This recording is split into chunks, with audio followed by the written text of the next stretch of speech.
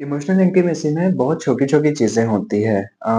हम समझने की कोशिश करते हैं। फॉर एग्ज़ाम्पल एक पार्टनर शांत बैठा हुआ है, ठीक है? सो दूसरा पार्टनर आके पूछता है कि चाय बना दूँ क्या? कुछ खाओगे क्या? अच्छा सुनो ज़रा एक काम कर दो। उसको दिख रहा है कि सामने वाला पार्टनर शांत बैठा हुआ है, बावजूद इसके बजाय उस चीज़ को एड्रेस करने के कि क्या हुआ? इतने शांत क्यों बैठे हो? वो दूसरा पार्टनर अपनी बातें कर रहा है। ऐसी चीज़ें कई घरों में होती है।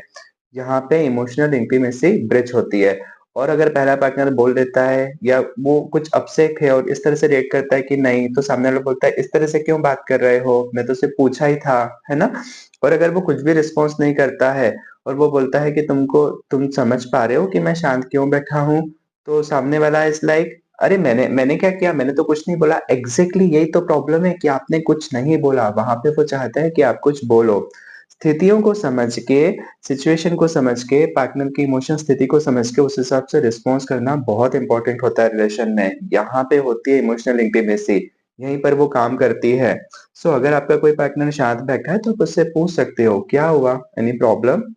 कुछ चल रहा है माइंड में? Do you have something to share? Would like to share something? कुछ है ऐसा? और जब वो शेयर करे तो प्रॉपर अच्छे से रिस्पॉन्स करो। हम शेयर करने के बाद ना जजमेंटल हो जाते हैं, इसीलिए बहुत से लोग शेयर नहीं करते हैं। फिर लोग आके कंप्लेन करते हैं कि मैं तो इतनी बार पूछता हूँ या पूछती हूँ, वो तो कुछ बताता ही नहीं है। क्यों बताएगा?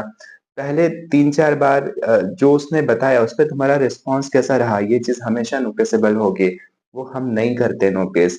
तो ये बहुत छोटी-छोटी चीज़ें हैं रिलेशन में, हम प्रैक्टिकल सिनेरियो पर इस बारे में बहुत डिटेल में आने वाले वीडियोज़ में बात करेंगे। तब तक के लिए thank you so much, subscribe and follow, have a great time, bye bye, take care.